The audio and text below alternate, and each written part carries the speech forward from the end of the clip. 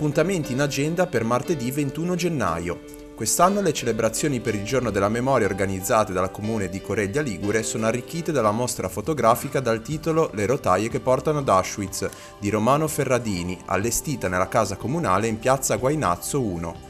Una raccolta di immagini scattate dall'autore in 2 viaggi in Polonia nel 2017 e nel 2019, che intendono fornire ai visitatori un aiuto a non dimenticare la tragedia che si è consumata in quei luoghi. L'esposizione sarà aperta fino al 2 febbraio tutti i giorni feriali dalle ore 8 alle ore 13. Fino al 16 febbraio il FAI, in collaborazione con l'archivio Ugo Mulas, ospita presso l'abbazia di San Fruttuoso a Camogli la mostra Ossi di Seppia, un intenso e suggestivo dialogo tra 2 linguaggi artistici, la fotografia e la poesia, e tra 2 grandi maestri della cultura italiana, Ugo Mulas e Eugenio Montale, che verte sulla stessa materia, l'impressione e il concetto del paesaggio ligure. Apertura dalle 10 alle 15:45, ultimo ingresso 45 minuti prima dell'orario di chiusura, il biglietto intero è di 9 euro.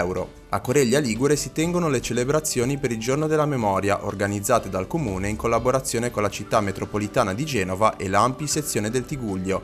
L'appuntamento è alle 10:30 presso il ponte Don Salini, a cui seguirà in piazza Nella Attias la messa a dimora di alcune piante di rosa. L'iniziativa vedrà la partecipazione di una rappresentanza degli alunni delle scuole sestresi. Il Centro Famiglie Tigullio organizza una serie di esperienze gratuite per famiglie con bambini da 0 a 12 anni. Appuntamento alle 17 in via della Cittadella 4 a Chiavari con l'iniziativa Che avventura la lettura per bambini dai 18 ai 36 mesi. Fino a domenica 26 gennaio è in tournée Edipo Re di Sofocle, nell'allestimento a firma di Andrea De Rosa con la traduzione di Fabrizio Sinisi.